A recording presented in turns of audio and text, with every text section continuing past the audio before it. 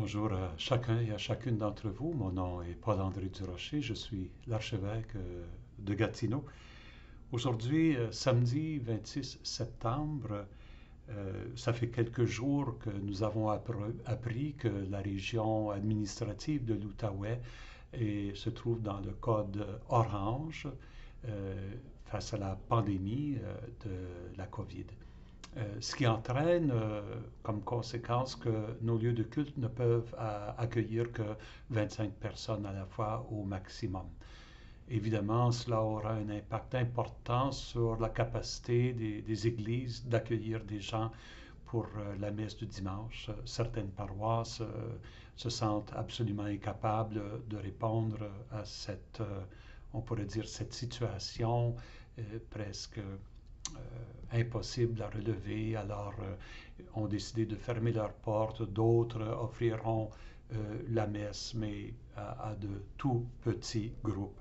Ce qui veut dire que beaucoup de gens n'auront pas la chance aujourd'hui et demain de célébrer la messe du dimanche. J'ai pensé vous proposer un peu de temps de prière autour de la parole de Dieu, de prendre les textes de ce 26e dimanche du temps ordinaire, d'en faire la lecture, d'une petite réflexion et de prier un peu autour de ces textes. Je vous offre ça comme un ressourcement. Évidemment, ça ne remplace pas la messe, mais ça nous permet quand même de nous recueillir, de nous laisser interpeller par la parole de Dieu et de nous rapprocher de lui. Et dans cette pandémie, je pense qu'on a besoin de toutes les ressources spirituelles que nous pouvons trouver. Alors, si vous voulez vous joindre à moi dans un moment de prière, de recueillement, commençons en traçant sur notre corps le signe de la croix au nom du Père, du Fils et du Saint-Esprit. Amen. Demandons au Seigneur de préparer nos cœurs à accueillir sa parole. Demandons-lui de nous donner son esprit pour que son esprit ouvre nos intelligences à la compréhension de sa parole, mais surtout à son action dans nos vies, ici et maintenant. Prions le Seigneur. Dieu qui donne la preuve suprême de ta puissance, lorsque tu patientes et prends pitié, sans te lasser, accorde-nous ta grâce. En nous hâtant vers les biens que tu promets, nous parviendrons au bonheur du ciel. Par Jésus-Christ, ton Fils unique, notre Seigneur, qui vit et règne avec toi dans l'unité du Saint-Esprit, Dieu pour les siècles des siècles. Amen. La première lecture que nous propose la liturgie en ce dimanche est tirée du prophète Ézéchiel, le chapitre 18, les versets 25 à 28. Pour bien situer le contexte du passage que nous allons lire, dans ce chapitre 18, Ézéchiel est en train de parler de la responsabilité individuelle face à l'appel du Seigneur.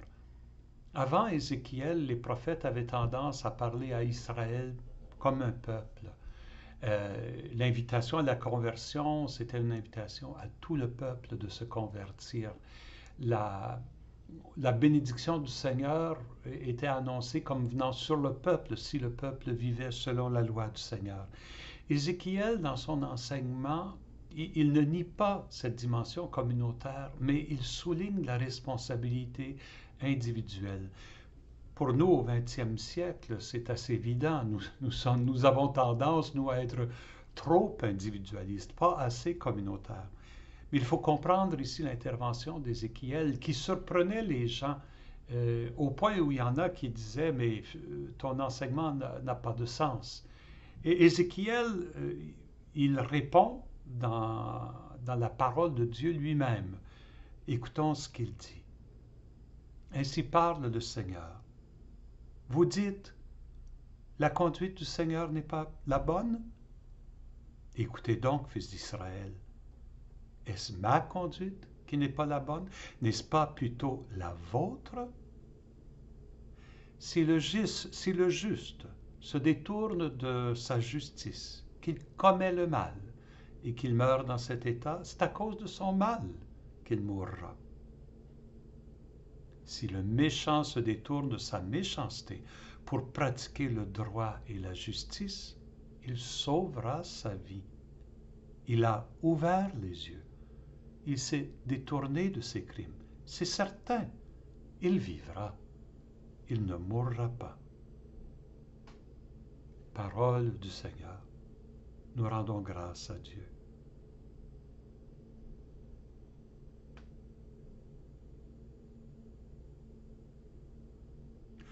Le psaume nous invite à répondre à cette parole en faisant confiance à la tendresse du Seigneur.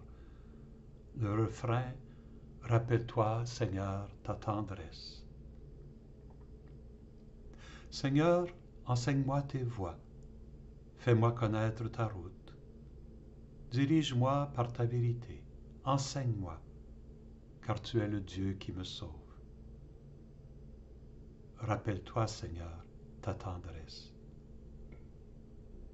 Oui, rappelle-toi, Seigneur, ta tendresse, ton amour qui est de toujours. Oublie les révoltes, les péchés de ma jeunesse. Dans ton amour, ne m'oublie pas. Rappelle-toi, Seigneur, ta tendresse. Il est droit, il est bon le Seigneur, lui qui montre aux pécheurs le chemin. Sa justice dirige les humbles. Il enseigne aux humbles son chemin. Rappelle-toi, Seigneur, ta tendresse. La deuxième lecture est de la lettre de Saint Paul aux Philippiens, au chapitre 2, les versets 1 à 11. Les Philippiens formaient une communauté, on pourrait dire, les jeunes diraient qu'ils sont un peu les chouchous de Saint Paul. C'est sa communauté presque préférée. Il a une affection pour cette communauté qui ressort dans ses lettres. C'est la première communauté qu'il a fondée en Grèce. Et on peut voir dans ce que je vais lire un peu son affection, son estime pour la communauté. Et il les trouve tellement bons, mais il les invite à faire un pas de plus. Et pour être capable de faire ce pas de plus, il les invite à développer une vertu, la vertu de l'humilité, et il donne Jésus comme exemple de cette vertu. Et il le fait en citant une grande hymne à Jésus-Christ, qui était probablement déjà connu dans la communauté, mais ça devient dans la lettre de Saint Paul comme une source de prière et de méditation. Mes frères, mes sœurs, s'il est vrai que dans le Christ, on se réconforte les uns les autres, si l'on s'encourage avec amour, si l'on est en communion dans l'esprit, si l'on a de la tendresse et de la compassion, alors, pour que ma joie soit complète, ayez le même amour, les mêmes sentiments. Recherchez l'unité. Ne soyez jamais intrigants ni vaniteux, mais ayez assez d'humilité pour estimer les autres supérieurs à vous-même. Que chacun de vous ne soit pas préoccupé de ses propres intentions. Pensez aussi à celles des autres. Ayez en vous les dispositions qui sont dans le Christ Jésus. Ayant la condition de Dieu, il ne retint pas jalousement le rang qui l'égalait à Dieu, mais il s'est anéanti, prenant la condition de serviteur, devenant semblable aux hommes. Reconnu homme à son aspect, il s'est abaissé, devenant obéissant jusqu'à la mort et la mort de la croix. C'est pourquoi Dieu l'a exalté. Il l'a doté du nom qui est au-dessus de tout nom, afin qu'au nom de Jésus, tout genou fléchisse au ciel, sur terre et aux enfers, et que toute langue proclame Jésus-Christ est Seigneur, à la gloire de Dieu le Père. Parole du Seigneur.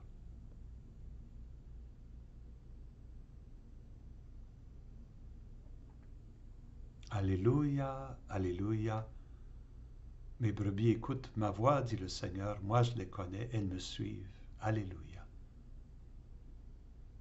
Lecture de l'Évangile selon saint Matthieu. Nous lisons le chapitre 21, 28 à 32. En ce temps-là, Jésus disait aux grands prêtres et aux anciens du peuple, « Quel est votre avis? Un homme avait 2 fils. Il vint trouver le premier et lui dit, « Mon enfant va travailler aujourd'hui à la vigne. » Et celui-ci répondit, « Je ne veux pas. » Mais ensuite, s'étant repenti, il y alla. Puis le père alla trouva le second et lui parla de la même manière. Et celui-ci répondit, « Ah oui, Seigneur. » Mais il n'y alla pas. Lequel des 2 a fait la volonté du Père?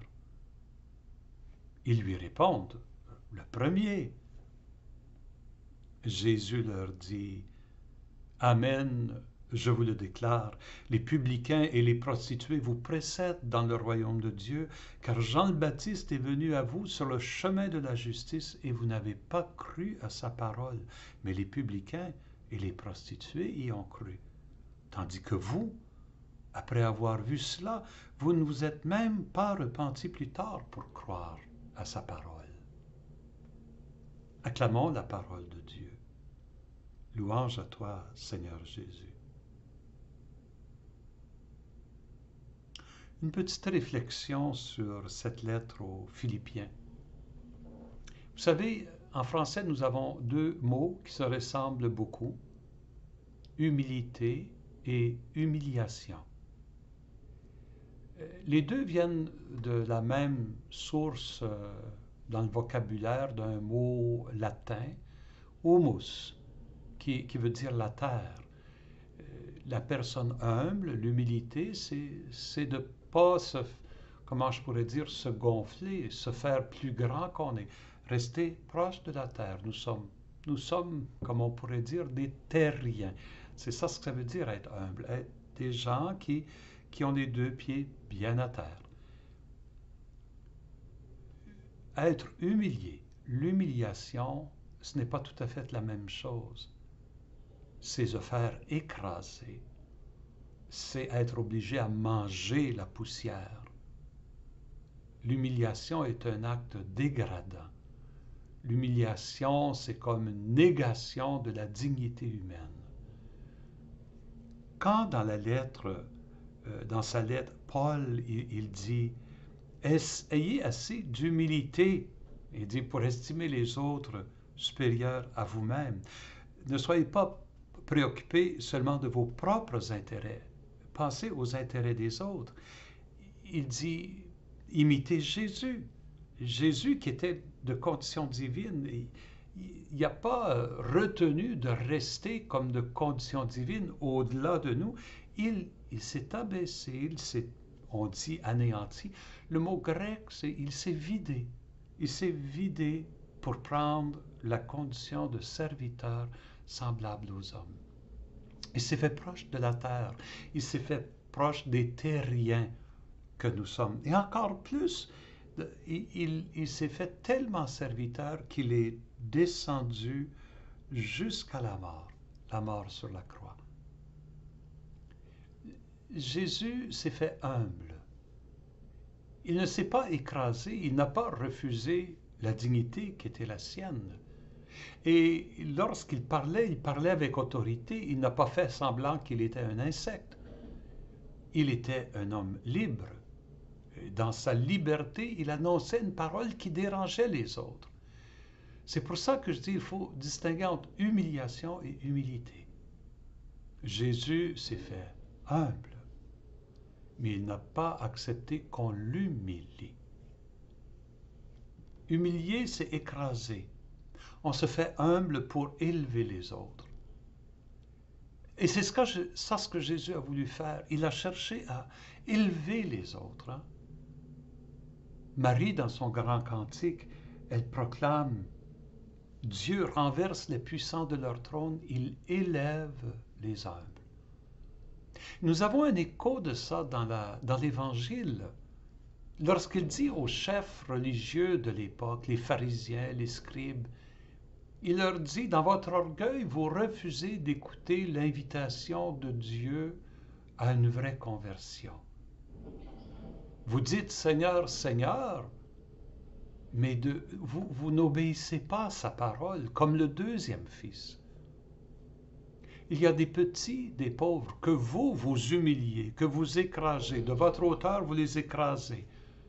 Et pourtant, eux, ils sont capables d'entendre la parole de Dieu. Peut-être ils n'ont pas fait la volonté de Dieu dans le passé, mais là, ils écoutent cette parole, ils cherchent une vie nouvelle, ils cherchent à se convertir. Eux sont en train de faire la volonté de Dieu. Eux vous précéderont dans le royaume de Dieu. Ces hommes, ces femmes qui cherchent, malgré une vie passée peut-être loin de la parole, cherchent à s'en approcher. Jésus élève les humbles. Il nous invite à faire comme lui. Paul nous invite à faire comme lui.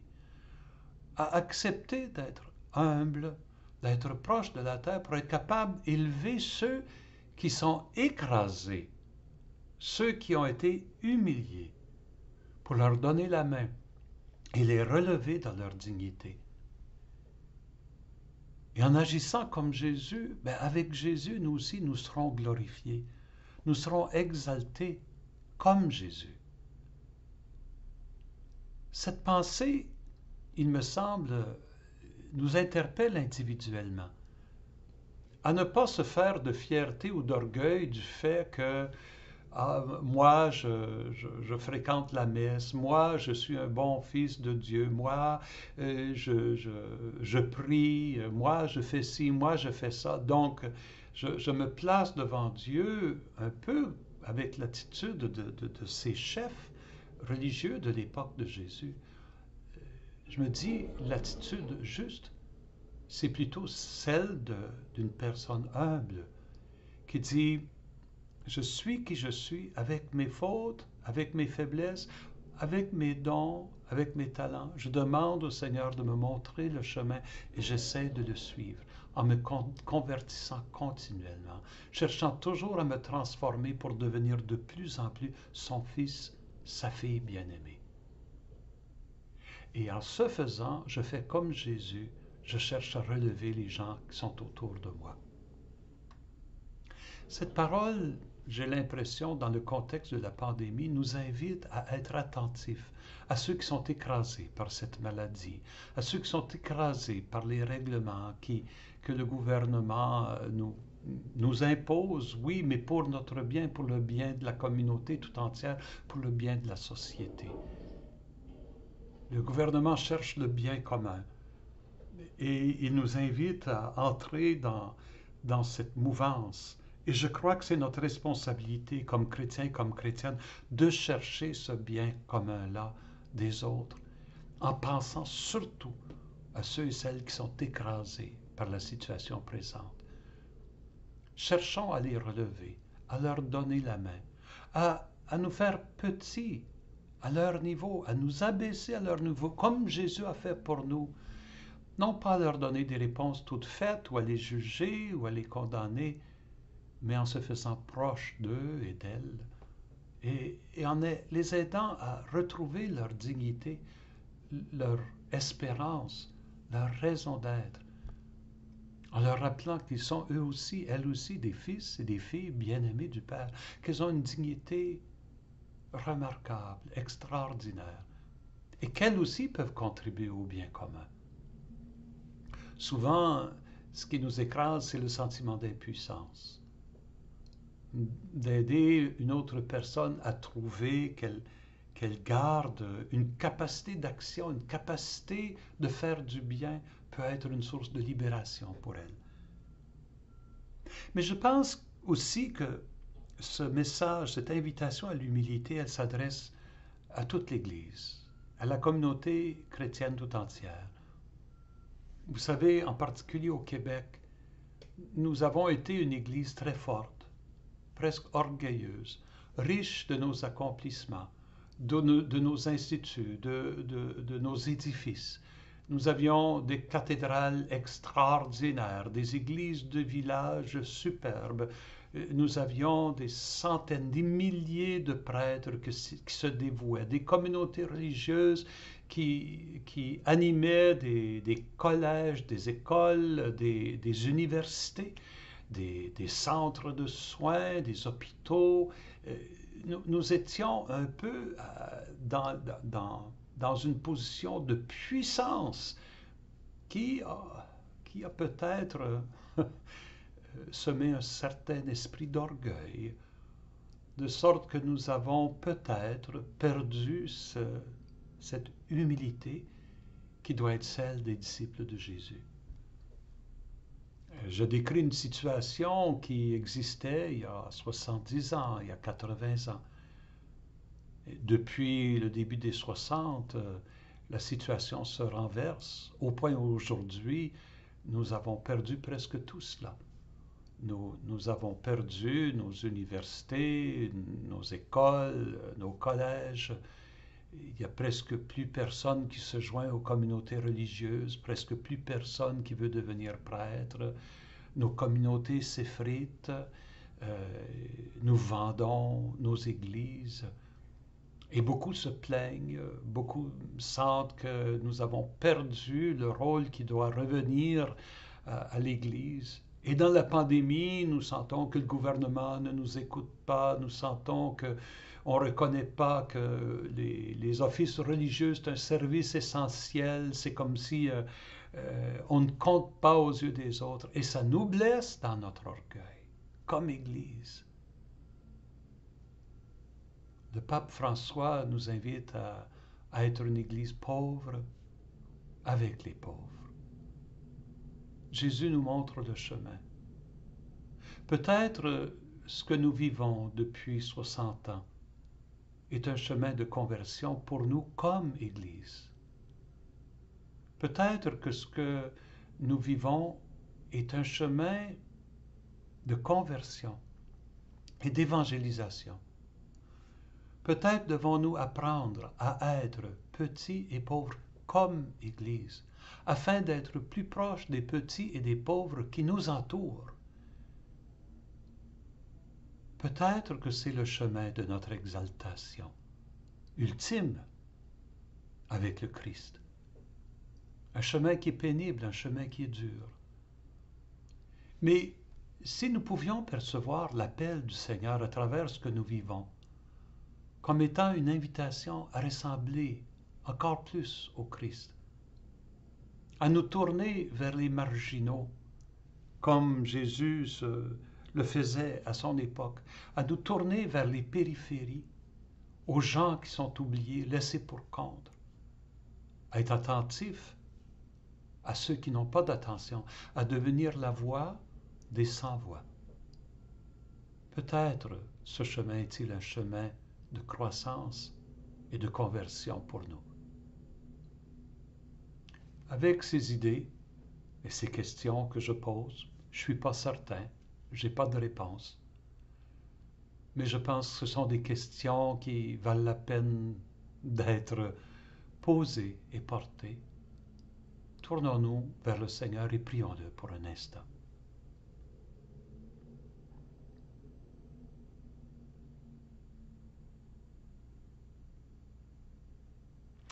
Dieu notre Père, nous te rendons grâce d'abord pour le don de ton Fils Jésus. Ton Fils qui est venu parmi nous pour nous ouvrir des chemins de salut, de vie et de joie. Il est pour nous une source d'espérance. Il est pour nous une source de sagesse. Il est pour nous lumière. Alors que nous vivons des moments difficiles, aide-nous à nous tourner de plus en plus vers lui, pour accueillir sa parole, pour accueillir sa présence. Il chemine avec nous sur cette route difficile. Il est avec nous dans la barque qui se fait tasser par les vagues.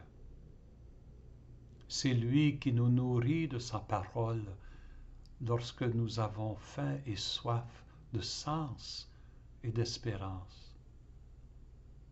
Comme pour les disciples d'Emmaüs, il marche avec nous. Peut-être nos yeux ne sont pas ouverts pour le reconnaître, mais il nous parle et il nous invite à réfléchir et à voir au-delà de nos peines, de nos déceptions et de nos misères. Seigneur, nous nous présentons devant toi tels que nous sommes. Libère-nous de notre orgueil. Aide-nous à nous reconnaître tels que nous sommes, des hommes et des femmes de cette terre, mais habités d'une dignité extraordinaire parce que nous sommes tes fils et tes filles. Et aide-nous à être attentifs à ceux qui sont humiliés et ceux qui sont écrasés. Fais que nous ayons la force de leur tendre la main et de les aider à se relever. Car Seigneur, s'il y a une chose que tu veux, c'est un peuple debout, une humanité debout. C'est pour cette humanité que nous te prions, en reprenant les mots que Jésus lui-même nous a enseignés. Notre Père, qui es aux cieux, que ton nom soit sanctifié, que ton règne vienne, que ta volonté soit faite sur la terre comme au ciel. Donne-nous aujourd'hui notre pain de ce jour. Pardonne-nous nos offenses comme nous pardonnons aussi à ceux qui nous ont offensés. Et ne nous laisse pas entrer en tentation, mais délivre-nous du mal. Car c'est à toi qu'appartiennent le règne, la puissance et la gloire, pour les siècles des siècles. Amen. Mes frères, mes sœurs, mes amis, que la paix de Dieu qui surpasse tout ce qu'on peut imaginer garde vos cœurs et vos esprits dans le Christ Jésus notre Seigneur, et que Dieu Tout-Puissant vous bénisse, le Père, le Fils et le Saint-Esprit. Amen. Allez dans la paix et dans la joie du Seigneur.